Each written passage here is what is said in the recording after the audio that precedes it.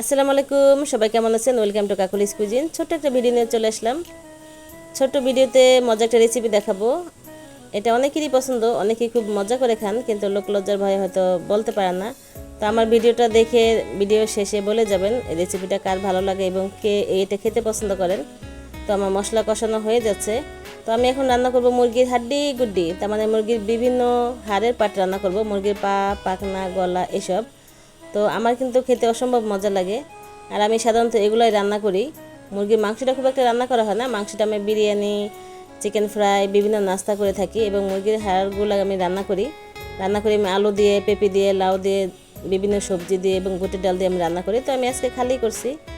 দেখুন, আমার মুরগির পা খেতে অসম্ভব মজা লাগে, এটা অনেকেরই মজা লাগে আমি জানি। তো দেখুন আমার রান্নাটা কেমন হচ্ছে, আপনারা অবশ্যই আমার ভিডিও শেষে বলে যাবেন। ওকে, আল্লাহ হাফেজ।